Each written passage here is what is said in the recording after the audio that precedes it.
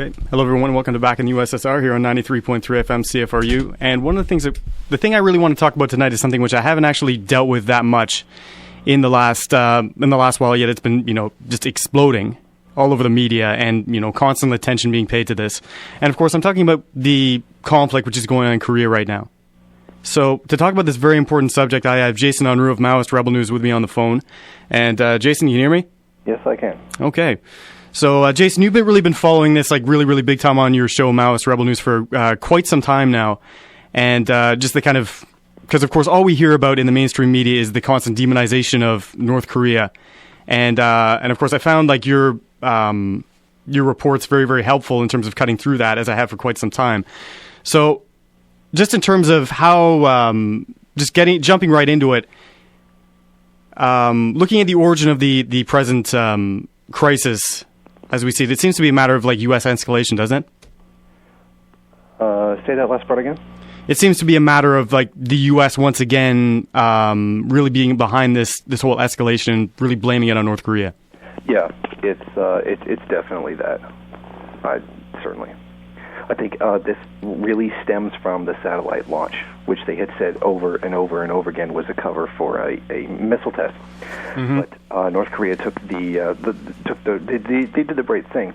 They let the entire world's media walk in and inspect, the satellite, to inspect the rocket, and let everybody come in, everybody look at it, launched it into space. There is now a North Korean satellite in space, but it's still a missile test.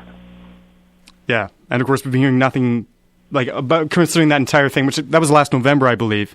And the entire time in the Western media, even though the North Koreans were very clearly letting in these, all manner of representatives and stuff, they still say it's a missile test. So, and there, of course, were UN sanctions based on that satellite launch, if I'm not mistaken, right?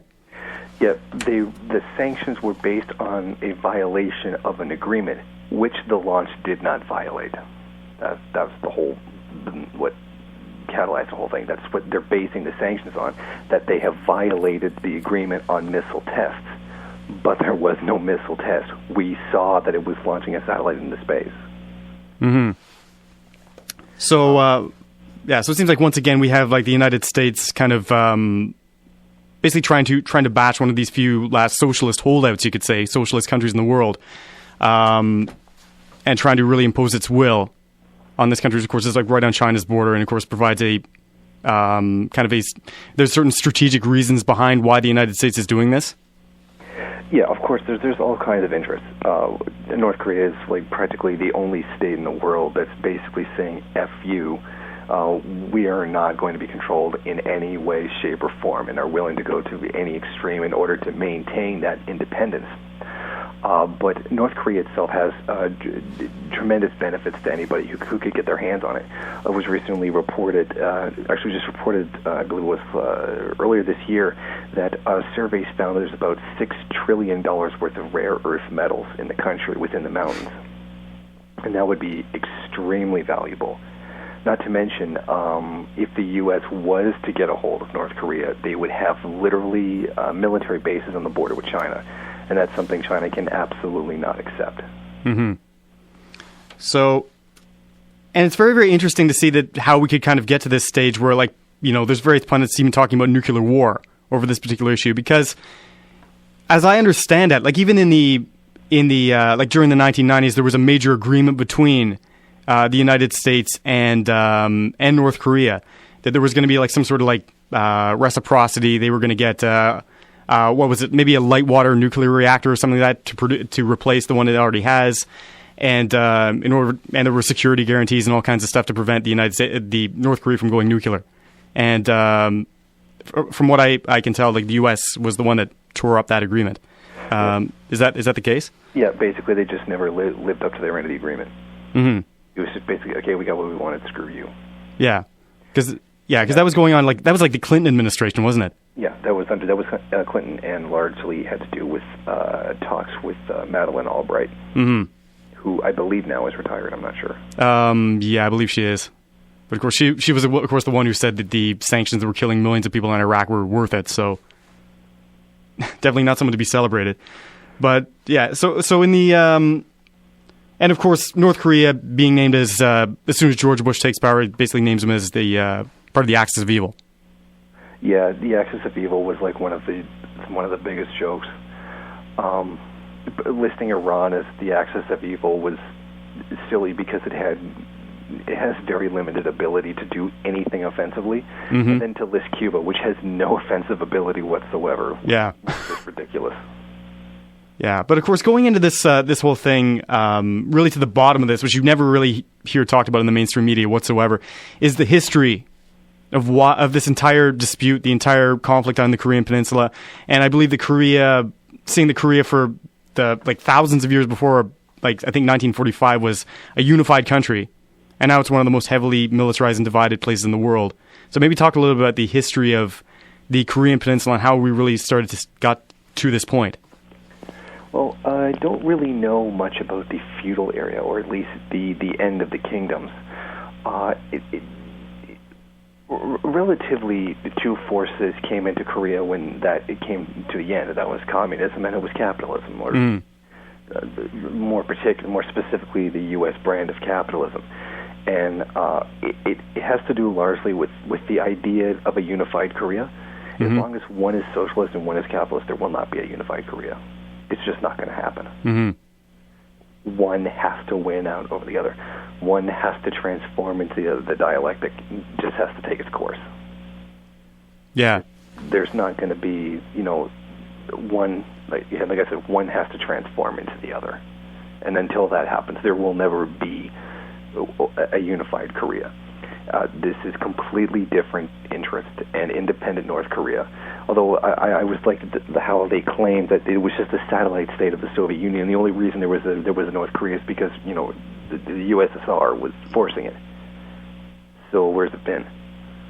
Then why is it still there? Yeah, exactly. This is 20 years after the fall of the Soviet Union, and that's still enduring. If that was the only reason it was there, why is it still there? Because it's independent, and I would say that the DPRK is probably more independent than any country in the world. Yeah. Well, certainly pursuing a very independent foreign policy. Yes, and unfortunately, given the global imperialist system, that comes at a very heavy price. Yeah, because it seems like always North Korea is this kind of island in, say a socialist island in a capitalist sea, you might almost call it. Yeah, you could say that.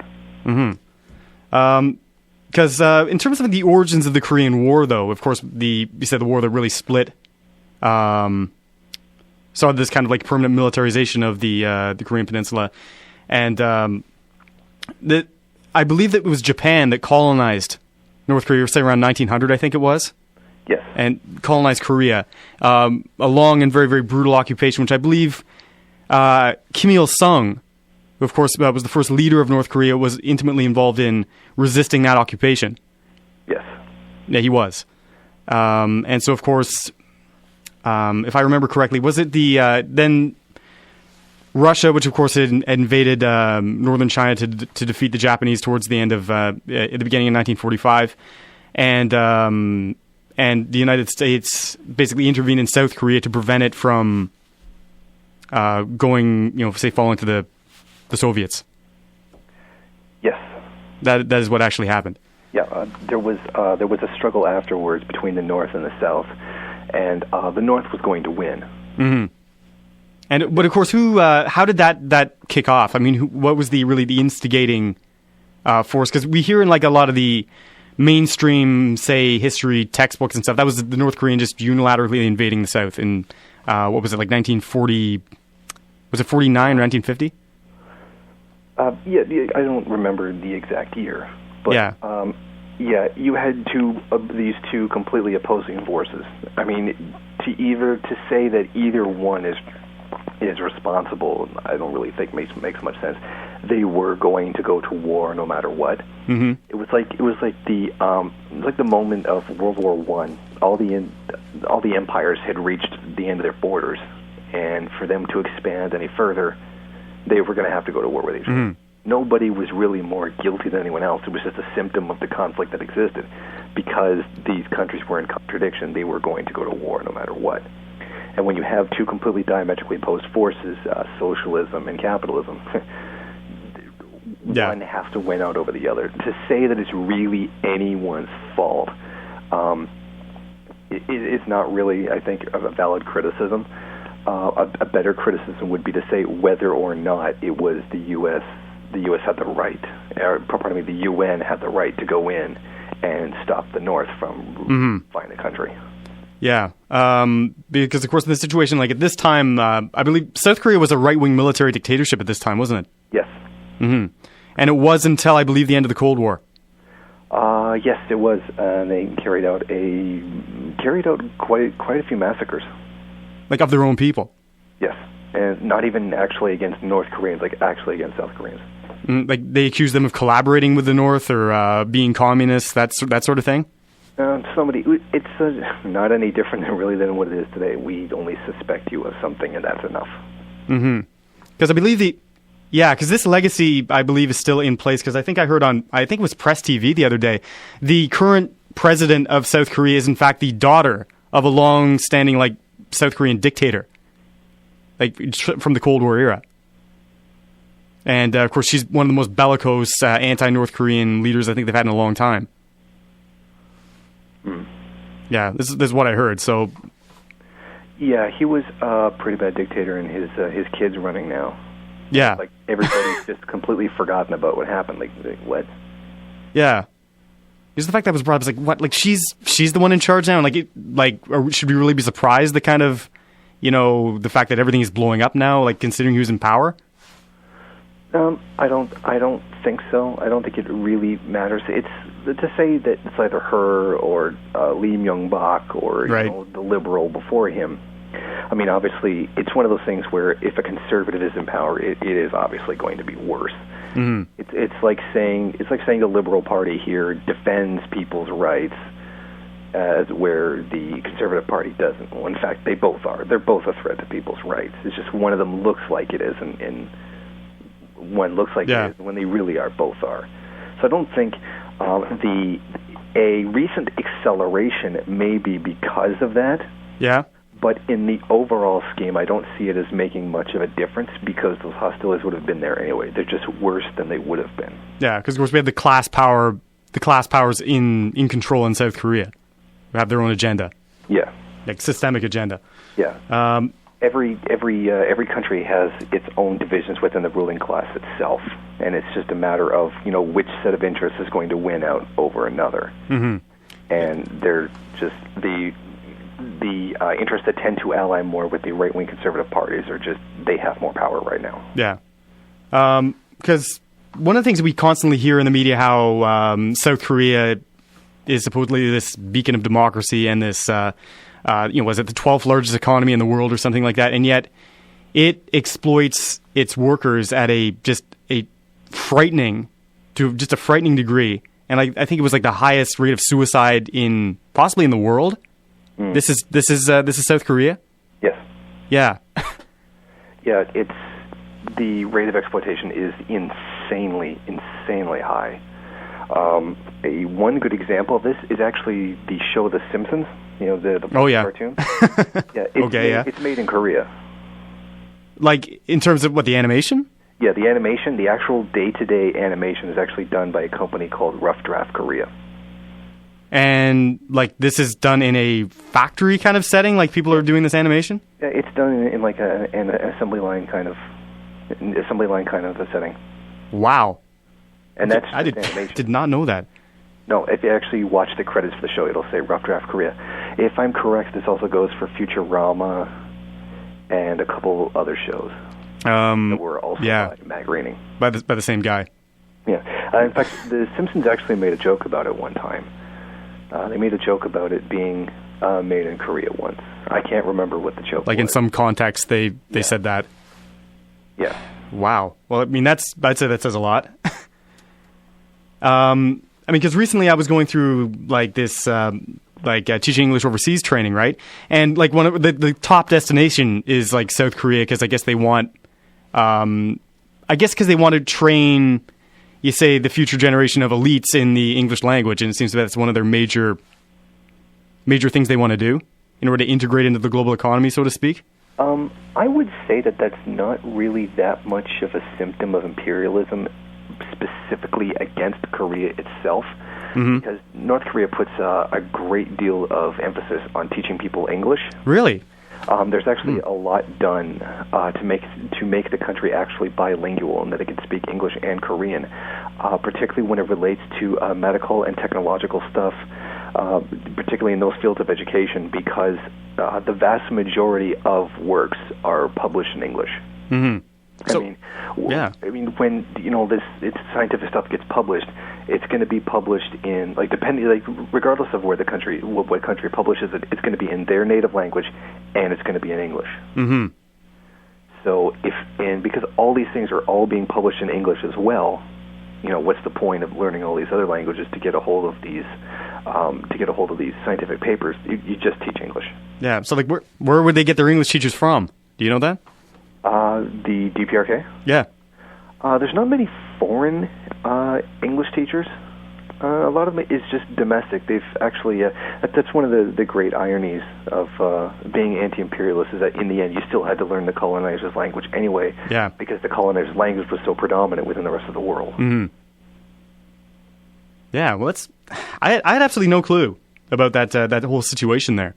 Because I know, going back to the whole factor of Korean reunification,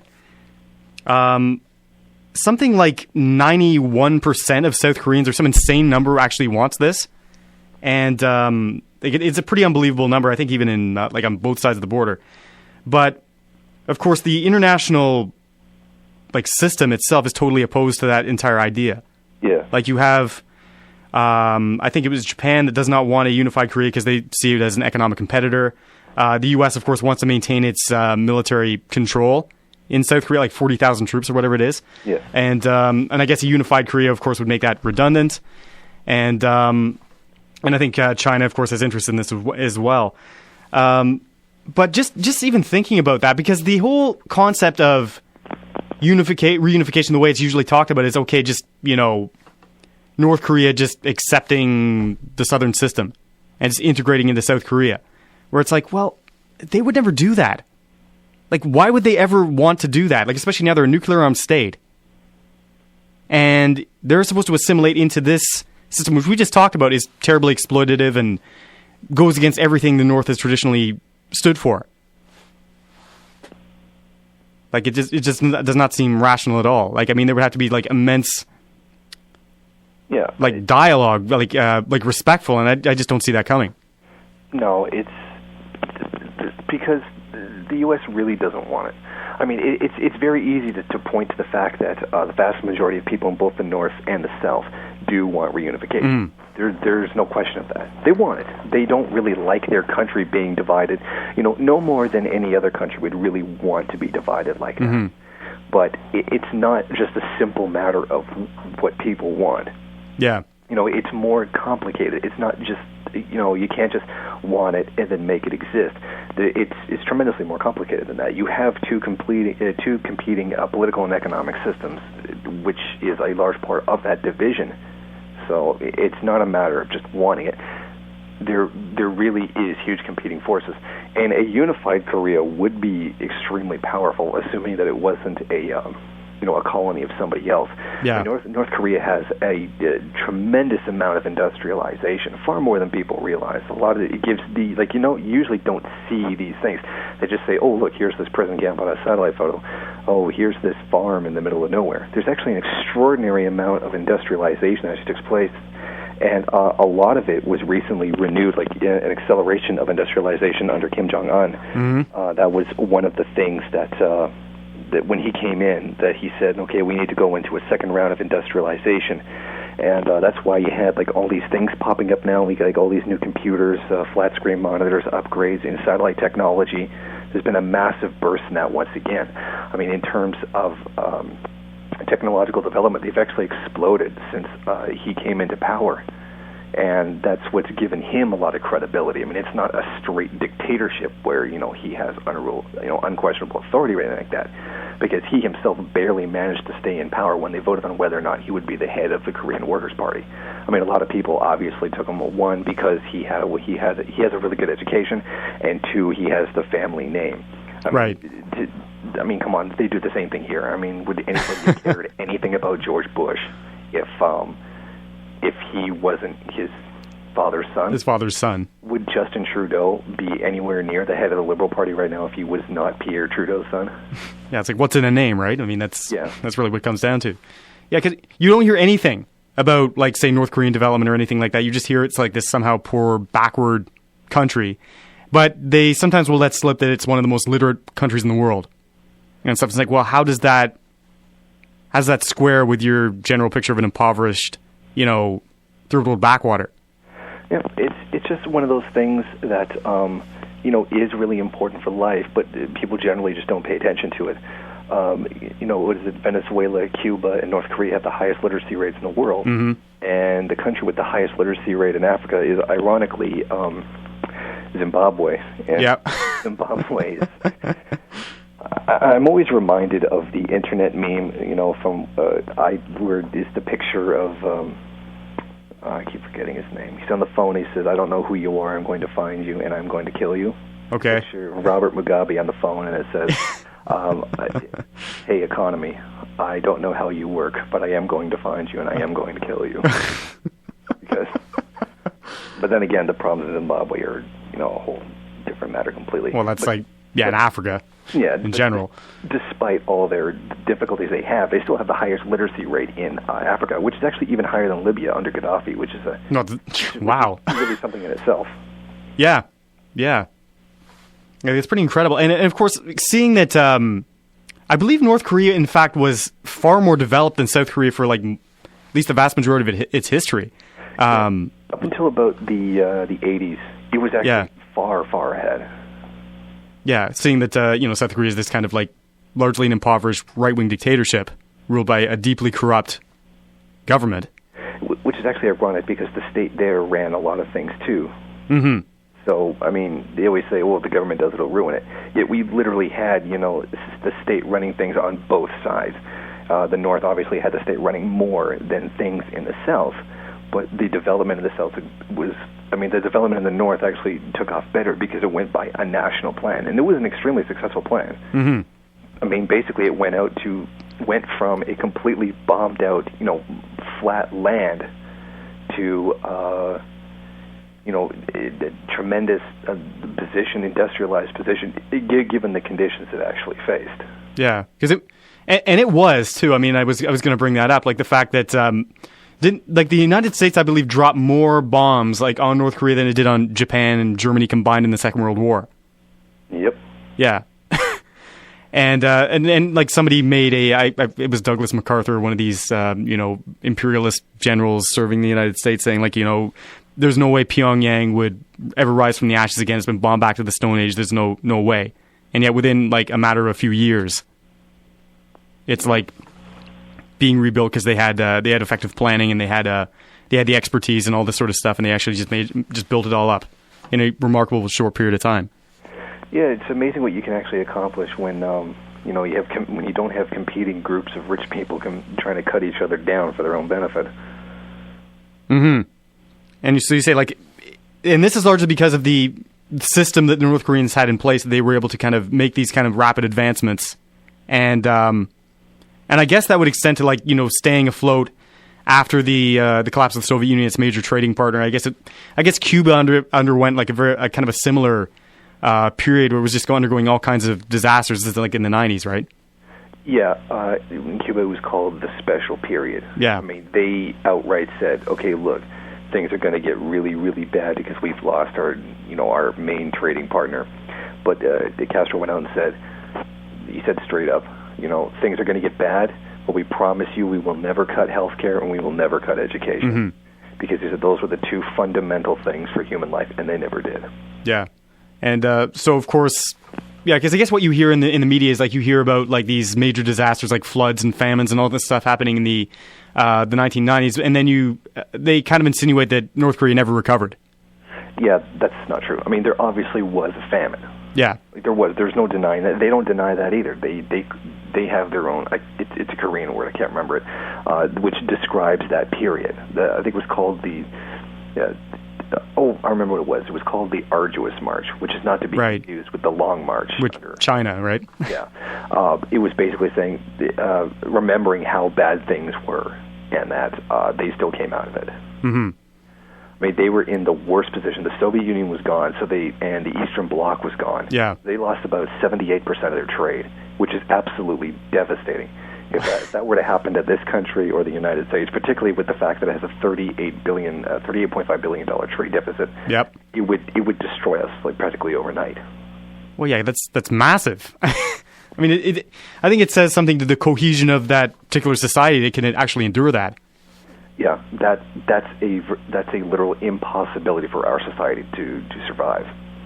And a heat wave swept through and caused these damages, because I don't see what the point, how losing the trade with the Soviet Union would have actually caused a famine, because the Soviet Union didn't determine whether or not crops grew. Mm-hmm. It was a heat wave that struck North Korea, which bore the brunt of it.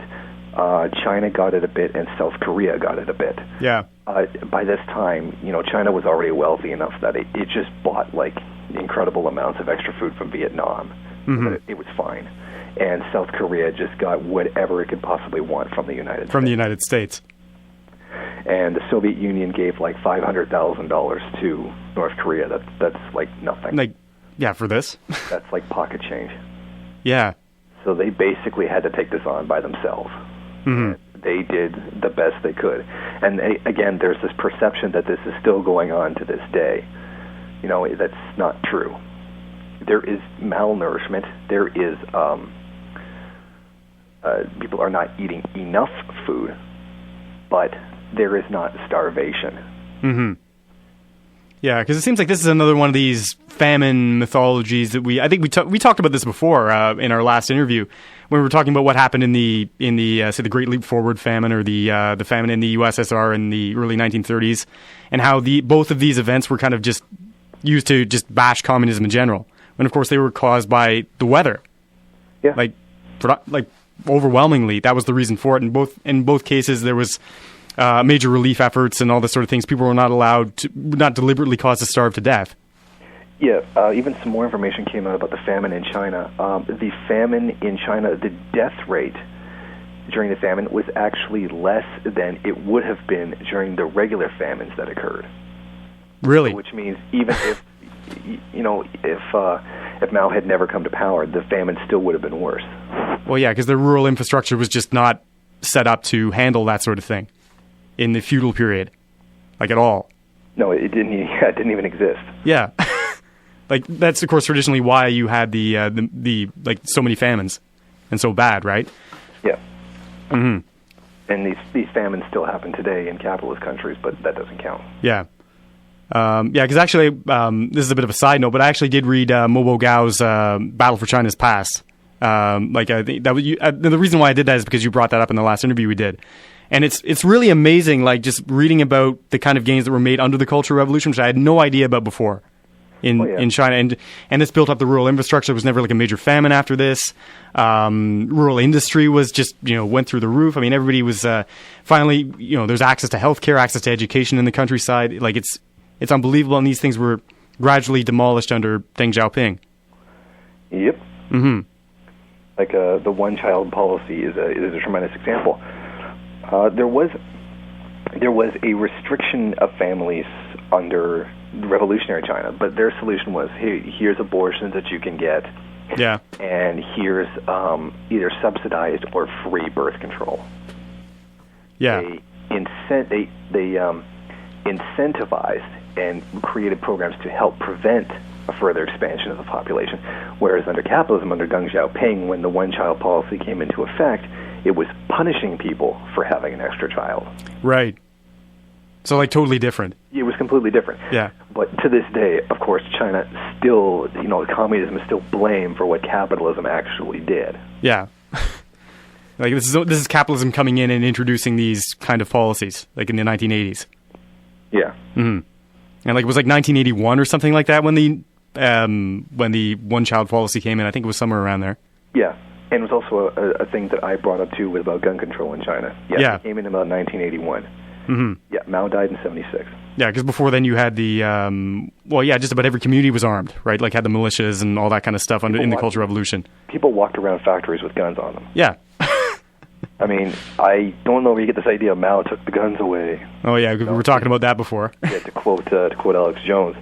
I mean, if you actually had that today, say you had a union, say if you had, the union for the people who offload, I forget the name of the union, from planes and stuff. Yep. Imagine if all those guys were walking around with guns on them. Yeah. Imagine you went to, a protest for an OPSU walkout, and they're all standing there with handguns. And they're all standing there with handguns or like AK-47s or something, right? Yeah, imagine that. Imagine what would have happened. Yeah, it kind of changes the dynamic a little bit. But yeah, getting back to North Korea, though, I mean, once again, they have a very, I guess it's totally understandable given the kind of pressure they've experienced. Like this whole, was it the Army First policy, which they have? Songon. Yeah. So maybe if you just want to maybe briefly describe what that's all about. Okay, when Kim Il-sung ran things, they had the Juche policy, which was self-reliance. Right. Basically, he was no dummy, and he knew that they were going to have to take this alone. I believe he saw the Sino-Soviet split coming. Right. And their whole thing was like, okay, look, we either have to ally with China or we have to ally with the Soviet Union. Well, he said, well, screw that. We can't afford to take one side or the other. So they said, okay, now we've got Juche. Yeah. And Juche is a good idea. That's the thing. It played a double role of, it was a plan to industrialize, and it was to avoid that whole conflict to begin with, as much as anybody, within the international commerce community could. And that served them well, up until, a certain point. Then Kim Jong-il came in, and they had the military first policy of, okay, we've gone relatively as far as we can go without a huge amount of international trade, and the pressure's back on us. They're coming at us with this, they're coming at us with that. So yeah, you could make the argument that it's a kind of a Keynesian thing, where it's investing in the country itself through the military. Right. But basically, it was like, the idea was that after they've gone through all of this, they're coming at any moment. Like the Second Korean War is going to come soon. Of course, that didn't materialize, but the thought was at the time that could happen at any moment. Mm-hmm. When Kim Il-sung died, they thought, okay, this is it. This is when we can jump on them. Yeah. So they're saying, like, okay, we have to keep our military, like, basically just prep for battle, like, at the slightest, like, provocation. We have to keep ourselves ready. Yeah, we constantly have to be ready to go at any moment. Yeah. And they're still maintaining that footing right now. Yes. Mm-hmm. Which is unsurprising, seeing the the war games that are going on in South Korea. They're still going on right now, right?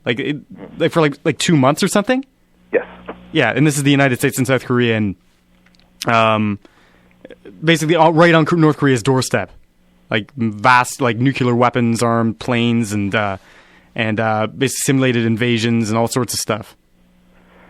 Yeah, it's like imagine opening the front door to your house, and there's all your neighbors practicing killing you. Right, to kill you. The road from your house. Yeah.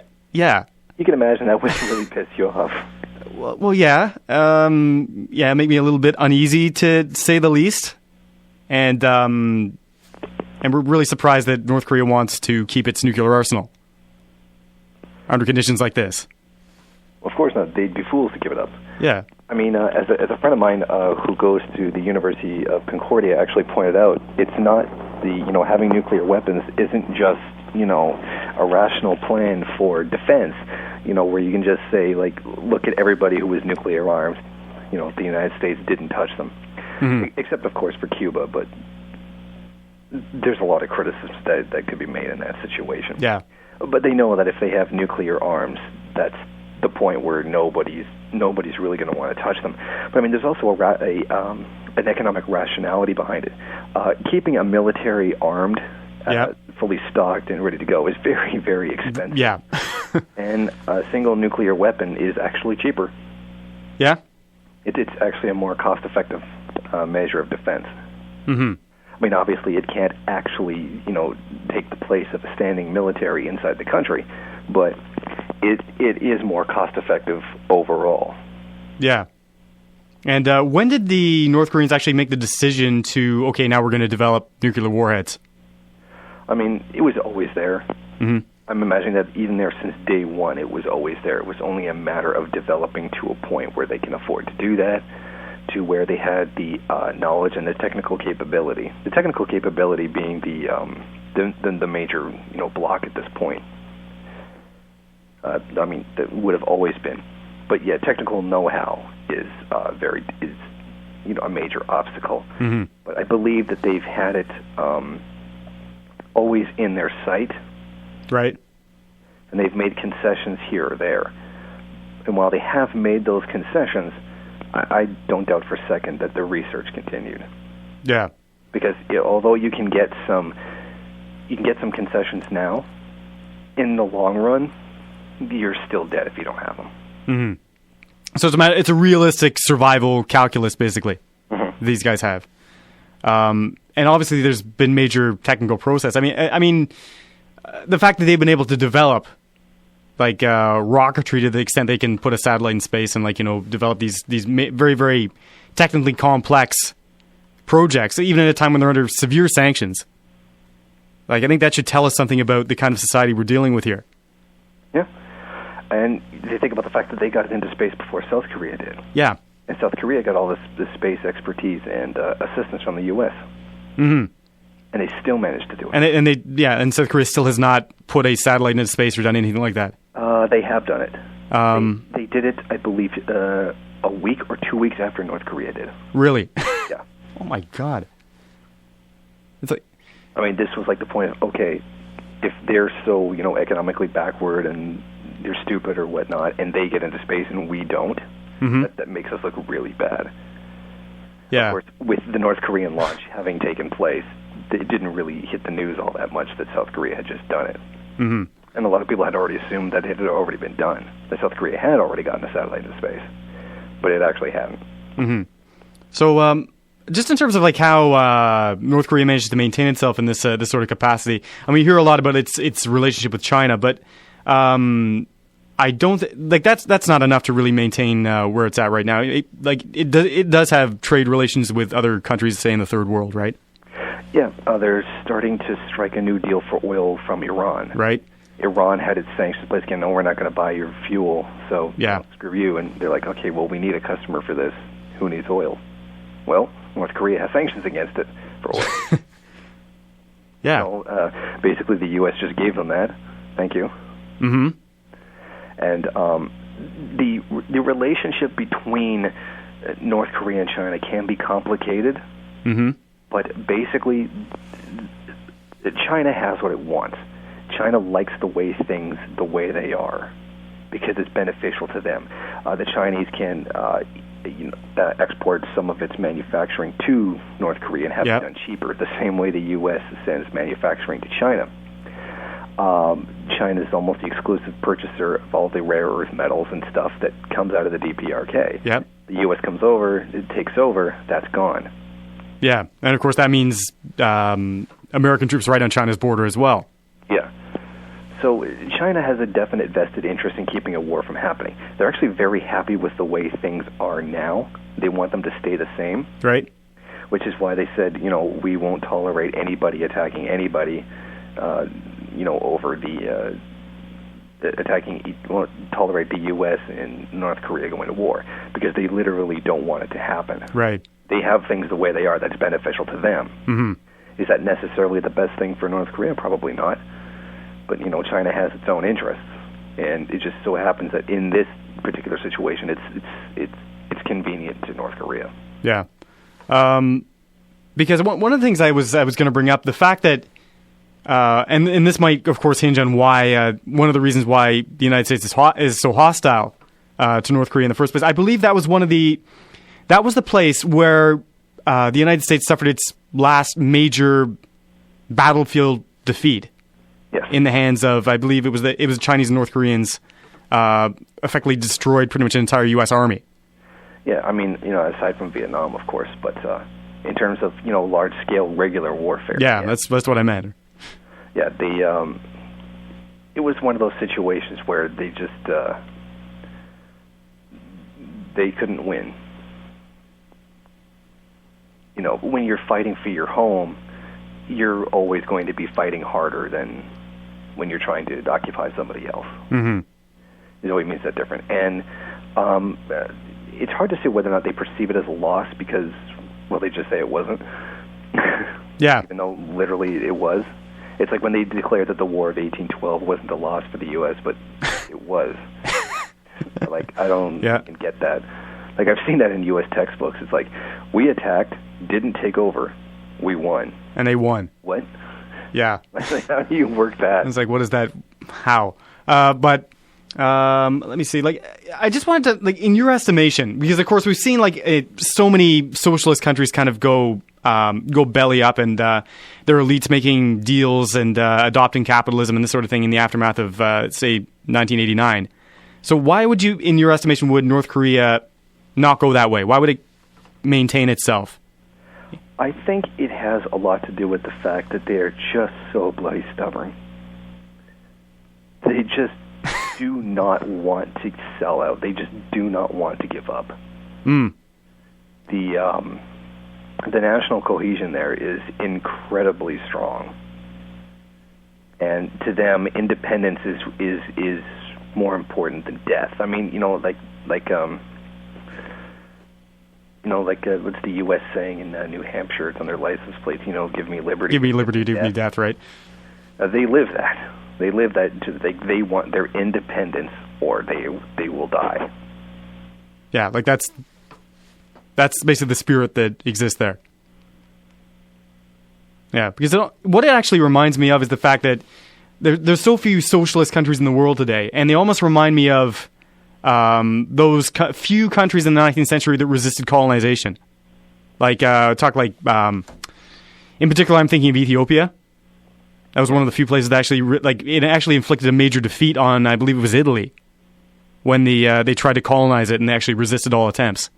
It's one of the few examples of that. And that kind of reminds me of say, places like North Korea, which are still holding out and very doggedly maintaining the Marxist-Leninist, kind of...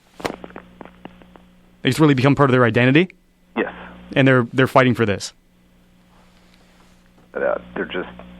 It's part of their identity. It's not going to go away. Yeah. Because how would you compare that to, say, Cuba? Like, in how it's kind of maintained itself? Cuba has a different set of conditions, a different set of material conditions surrounding its situation. For one, you can't portray Cuba as a military threat to anyone. Yeah, it's just not possible. I believe the famous line was they were telling I can't remember his name in Mexico all those years ago, to say that Cuba was an imminent threat, and he said, if we do that, then millions of Mexicans will die laughing. Yeah, they'll laugh at us. It just won't work. It's very hard.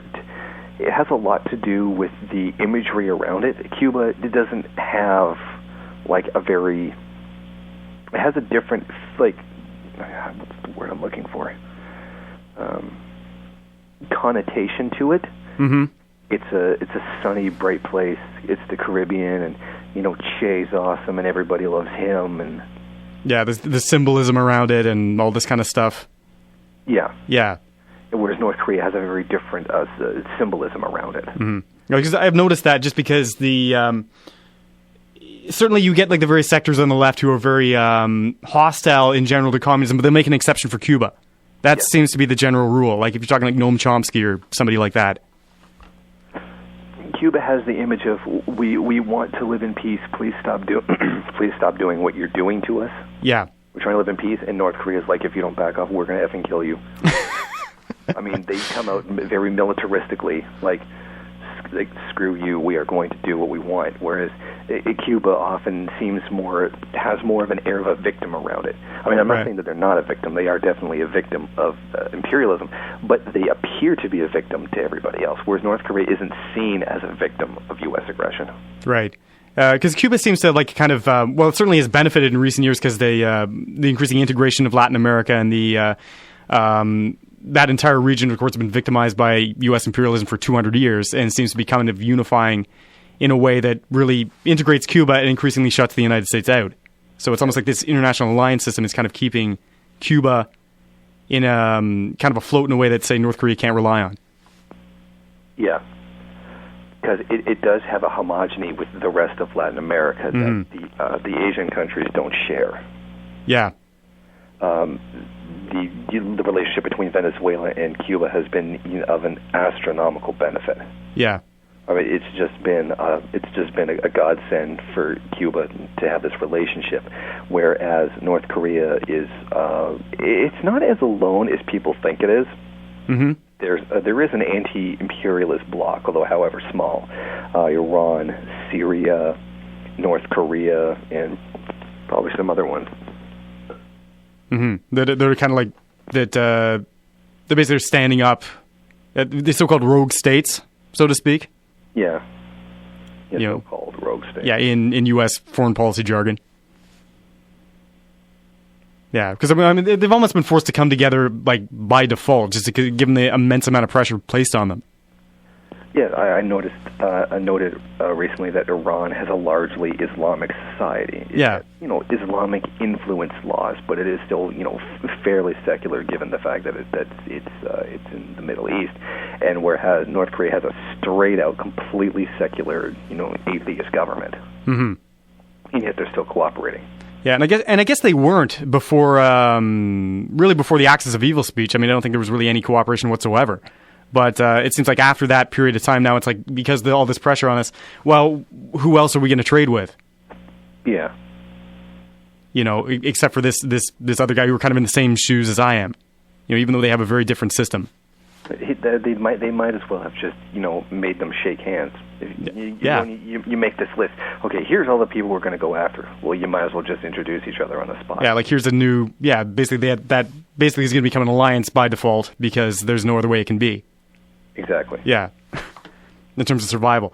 So, really, I know this is really, really hard to do, but like how would you say that this current dispute is gonna turn out? Like, what are your projections for say this year about like what's going to happen? Actually, I don't think there's going to be a war. Mm-hmm. Because China's already sent military ships into the waters between the two countries. Yeah, like the Yellow Sea. Officially, they're denying it. I don't know why, but the photos are there, the reports are there. Yeah, like, we know it's there. Like I don't know what's the point in saying it's not. China has things the way they want it, and any destabilization of North Korea, particularly in the hands of imperialist interests, is extremely bad for them. I think that if it was to accelerate further, China would most likely place a no-fly zone,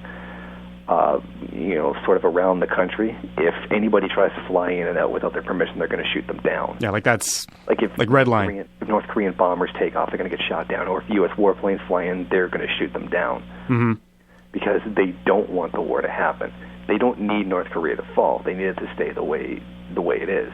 Mm-hmm. And they have a vested interest in keeping it that way. And if North Korea was to fall to U.S. hands, then China just could not allow that. I mean, even if there was an invasion, China would rush in to make sure that their interests were defended. China doesn't particularly want to go to war with the United States, and the United States doesn't particularly want to go to war with China. But again, we have the competing opposing interests, and in the course of the dialectic, they're going to go up against each other. Right. And that out of necessity is going to force them to go at each other. And that was pretty much the same situation that led to China's involvement in the Korean War in the first place. I would say that one was largely solidarity as well, because they wanted that solidarity too. Of course, it was definitely in their interest, and they had complete total interest that they had to keep. But it wasn't the same thing as it is now. There, they had an interest in keeping a free, independent North Korea, as opposed to now, where they need them as a source of minerals and labor. Mm-hmm. So, because back then, I believe it was basically a volunteer force that went into Korea. It was. It's been the Chinese force. They called on for internationalist volunteers. Mm-hmm. And I believe it was one of Mao's sons who actually died in that war. Yeah. Because that was it was hundreds of thousands of Chinese who went. It was across the Yellow River. The Yalu River, I think it was. That's the one that's on the border of Korea and China, right? Yeah, it was 300,000 Chinese troops made it across the border of the Yellow River, and U.S. intelligence had no record of it happening. And I guess that was what led to the major, which I believe happened from a surprise attack, which led to the destruction of much of an American army, and it's basically routing. Yeah. And yeah. But that was always the big thing. They got 300,000 troops across that river, and the U.S. had no record of it ever happening. Mm-hmm. Like, they had no idea that it was there, which I always thought was pretty amazing. Well, yeah, that is pretty amazing. Troops to move without being noticed. Yeah. But certainly, because you have, you do actually have contact in the North Korean government. Yes, I do. I'm in contact with the foreign ministry. Mm-hmm. In fact, I got some things that I have to finish up first and deal with, and then I've actually been invited to go. Really? Wow. Well, certainly, if that does come to pass, like, we're definitely gonna have to talk about that after you return. Oh, definitely. Yeah. Wow. A ton of videos while I'm there. Yeah. Because that's absolutely unbelievable. I mean, it's one of these things I've actually wanted to do that as well. It's just it's quite it's rather hard to do. Mm-hmm. Yeah. Certainly, especially at a time like this. I'm being invited. They're inviting me to go where they're offering to pay for the trip and everything. Yeah, that's pretty impressive. It's like, how do you do that? Do you pretty much have to go through China, or is that about the only way you can really get there? Yeah. The North Korean airline doesn't go very far, and they're like, oh, look how poor it is. Well, no, not really, when you consider a lot of the countries around it will shoot their planes down if they do. Yeah. China, Russia, and they do have flights to, I believe it's Thailand. Mm-hmm. Oh, wow. So either one of those places I'll have to go to first, probably China. Mm-hmm. Well, so that's going to be absolutely amazing, though. I'm getting to see this firsthand, because I know I was seeing a the Communist Party of Great Britain, Marxist-Leninists had a whole delegation that went there a few years back and brought back a whole report on what happened and actually actual experiences they had in that country. And I guess they had pretty much had free reign. They pretty much could go wherever they wanted to. So they actually got to see the countryside firsthand, the cities, basically anything they wanted. It's yeah. So, I mean, I'd say, try to bring back some documentation, that's for sure. I'm sure I don't have to tell you that. Yeah, I did manage, the Foreign Ministry did manage to give me a document that outlined civil law proceeding in North Korea. Really? Like how how trials and convictions and stuff like that works. Mm-hmm. Because you did a video one time, I think, on marijuana laws or something like that in North Korea? Yes. It was quite interesting. Yeah, their general attitude is if it doesn't affect your work, they don't care what you're doing. Right. Which is pretty relaxed compared to us. You could drink a lot as long as it didn't actually affect your work. Then, if you weren't stumbling down in the streets at 2 o'clock in the morning, as long as you weren't doing things like that, as long as it wasn't interfering with your job, they basically don't care. Wow. It's fairly common for farmers to make corn liquor. Yeah. I forget exactly what it is, but they distilling their own liquor, and it's technically it's illegal, but they don't really enforce it that much. Wow. So once again, all this stuff and I think this is the kind of, once again, we need to see the humanity of say the North Korean people. That's really what needs to be seen right now, because I mean, we really need to bust through so many of these myths. They're so destructive. Yeah, one of the most common ones, common symbols of daily regular life is that one crossing the line with Joe Dresnock. Yeah. Where he's retired and he's sitting there with his friends on the side of the river fishing, and they're just sitting there drinking, smoking, and eating the fish that they catch. Yeah. It's a very simple thing. Mm-hmm. But it's there. They don't do crazy parties and stuff like that. It's somebody's birthday. They go to somebody's house. They get hammered. They have a good time. And that's it. Yeah. It's not elaborate, huge things, but it's basically regular family stuff. Yeah. And once again, because this is socialism, right? Yeah. This is what they do. Yeah. Well, unfortunately, it looks like we're kind of we're about out of time now. But I mean, I want to thank you very much, Jason, for coming on. And once again, we got to do this again. Oh, definitely. Yeah. So thank you very much. Okay. See you later. Okay. Take care. Bye. Okay, so that was Jason Unruh of Maoist Rebel News here on Back in the USSR talking about North Korea. So we're going to be back after this short break. So don't go anywhere.